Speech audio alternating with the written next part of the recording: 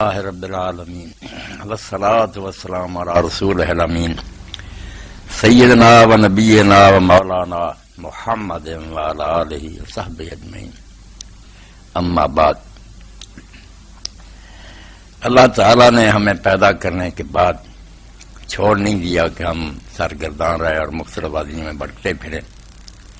ہماری ہدایت کا انتظام فرمایا. جس دن سے انسان زمین پر آیا، حضرت سیدنا آدم علیہ السلام اور ان کے ساتھ اماں حوا، اسی وقت سے اللہ تعالیٰ نے یہ وعدہ فرما لیا کہ اما یاتینکم منی ھدی، میں تمہیں اندھیروں میں نہیں چھوڑوں گا، میری طرف سے ہدایت آتی رہے گی. جو اس ہدایت کی پیروی کریں گے انہیں کوئی ڈر غم نہیں ہوگا، جو نہیں قبول کریں گے ان کا انجام جہنم ہوگا، پھر وہیں وہ جلتے رہیں گے.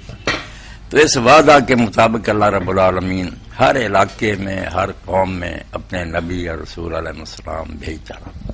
قرآن پاک کا بیان ہے، کوئی قوم نہیں ایسی، کوئی علاقہ نہیں ایسا جہاں اللہ تعالیٰ کی طرف سے کوئی راہبر نہیں آیا. قرآن مجید میں جب ہم انبیاء علیہ السلام کے واقعات پڑھتے ہیں تو اچھے بڑے لوگ جو ہے نا وہ کہتے ہیں کہ یہ سارے وہ لوگ ہیں جو عرب میں اور شام میں، عراق وغیرہ میں پیدا ہوئے، باقی دنیا کا تو کوئی بیان ہی نہیں آتا. تو اس کا صاف سیدھا جواب دیا کہ جو پہلی کلاس تھی جس کو رسول اللہ تعلیم دے رہے تھے عرب، ان کے سامنے اگر ہندوستان، چین یا دوسرے علاقوں کے کسی پیغمبر کا ذکر آتا تو ایک بحث چھڑ جاتی کہ اس نام کا کوئی آدمی ہوا ہے یا نہیں. لوگ جانتے ہی نہ اس کو، تو فائدہ کیا ہوتا مثال دینے کا. مثال ہمیشہ وہی مفید ہوتی ہے جو استاد طالب علم کی معلومات میں سے دے کہ آپ لوگ جانتے ہیں نا کہ وہاں کیا ہوا تھا، پھر دل میں اثر کرتی ہے. اگر ایک گمنام شخصیت کا ذکر شروع کر دے تو بحث ہی شروع ہو جائے گی، ہوئی بھی ہے یہ بات. اس لیے جن قوموں کو لوگ جانتے تھے، ان کے علاقوں سے گزرتے تھے، ان کی گری پڑی بستیاں دیکھتے، قرآن نے صرف ان کا حوالہ دیا. مگر یہ بات بتا دی کہ کوئی علاقہ نہیں رہا، کوئی قوم نہیں رہی جہاں اللہ کی طرف سے راہبر نہیں آیا. اور یہ بات بھی اللہ تعالیٰ نے بیان کر دی کہ جو رسول آیا نا بلسان قوم، اسی زبان میں کتاب لے کر آیا جو اس قوم کی زبان تھی. یہ سلسلہ چلتا رہا اور آخر میں معاملہ سید کائنات فخر موجودات حضرت محمد رسول اللہ صلی اللہ علیہ وسلم تک پہنچا. پہلے علاقوں کے نبی ہوتے تھے، قوموں کے، ان کا زمانہ بھی محدود ہوتا تھا، نیا نبی آ جاتا تھا. مگر اللہ نے رسول کریم علیہ السلام کے ذریعے ایک ایسا دین دیا جو ساری دنیا کے لیے بعثت الناس عامہ فرمایا. سارے نبی اپنی قوموں کے لیے آتے تھے، میں سب دنیا کے لیے آیا. اور زمانہ بھی آپ کا قیامت تک اللہ نے لمبا کر لیا کہ اب کوئی نیا ہادی نہیں آئے گا.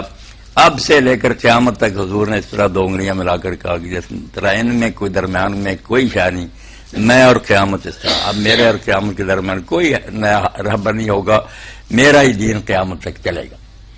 اور باقی ساری جو شریعتیں تھیں، ملتیں تھیں، ان کو اللہ نے منسوخ کر دیا کہ اب کوئی عیسیٰ علیہ السلام یا حضرت موسیٰ علیہ السلام کی شریعت پر چلے، حالانکہ وہ سچے نبی تھے، نجات نہیں پا سکتا. اب صرف ان لوگوں کے لیے نجات ہے جنہیں پتہ چل گیا کہ محمد مصطفیٰ صلی اللہ علیہ وسلم آ گئے، آپ کی پیروی کی، پھر لوگ جنت میں جائیں. اللہ کے رسول علیہ السلام نے قسم اٹھا کر فرمایا کہ اس اللہ کی قسم ہے جس کے ہاتھ میں میری جان ہے. باقی امتیں تو چھوڑو، یہ بالکل قریب کے نبیوں کی امت ہے. کسی یہودی اور نصرانی نے میرے بارے میں سن لیا اور اسے پتہ چل گیا کہ میں دنیا میں آ گیا ہوں، پھر ایمان نہ لایا، وہ جنت میں کبھی داخل نہیں ہو. تو نبی علیہ الصلوۃ والسلام اپنا کام کر کے چلے گئے، پورا دین امت کے حوالے کر دیا، وہ امانت ہمارے سپرد کر دی. اب امت کی ذمہ داری ٹھہری کہ قیامت تک جو لوگ آئیں گے وہ یہ تو نہیں کہ ہدایت کے محتاج نہیں. جس طرح پہلے لوگوں کو ضرورت تھی کہ کوئی رہبر آئے، اسی طرح اب بھی لوگ محتاج ہیں، کوئی انہیں دین بتائے. تو جب نبی بند ہو گئے تو آنے والی نسلوں کے لیے ہدایت کا کیا انتظام ہے پھر؟ تو اللہ تعالیٰ نے فرمایا کنتم خیر امۃ، اب تم سب سے بہتر امت ہو، اخرجت للناس. جیسے نبی پیدا کیے جاتے تھے، نبیوں کے بجائے اللہ نے تمہیں کھڑا کر دیا، تم نے لوگوں کو اچھائی کا حکم دینا اور برائی سے روکنا. میری اور آپ کی ذمہ داری ٹھہری کہ قیامت تک کلمہ گو خود بھی اس ہدایت پر چلیں، اور جو لوگ بے خبر اور ناواقف ہیں دوسری امتیں، ان تک بھی اس دین کو پہنچائیں. اسی فریضے کو تبلیغ کہتے ہیں کہ اللہ کا دین انہیں پہنچایا جائے. اور یہ اتنا نازک مرحلہ کہ جب عدالت ہوگی نا اللہ تعالیٰ کی، پہلے ہم کٹہرے میں کھڑے ہوں گے، ہمارا بیان ہوگا اللہ کے رسولوں کے ساتھ اس امت کا کہ تم نے باقی امتوں تک اپنے علم اور عمل سے دین پہنچایا. اگر ہم ثابت نہ کر سکے تو باقی امتوں کو معافی ہو جائے گی، ان کی جگہ ہم جیل میں بھیج دیے جائیں گے. اور اگر واقعی ہم نے ثابت کر دیا کہ دین ہم نے پہنچایا، پھر ان کی باری آئے گی تم نے اس کو کیوں قبول نہیں کیا۔ یہ بعد کا مرحلہ، پہلے اس امت کا ہی نہ حساب ہوگا۔ تو اس سے آپ اندازہ کر لیں کہ جو علامہ اقبال کہتے ہیں نا، تا نہ خیزت بانگ حق ظالمیں گر مسلمانی نے آسائی دمیں، جب تک پوری دنیا میں اسلام کا آوازہ بلند نہیں ہوتا، اگر تم مسلمان ہو تو تم ایک گھڑی کے لیے آرام نہیں کر سکتے، تمہیں چھٹی نہیں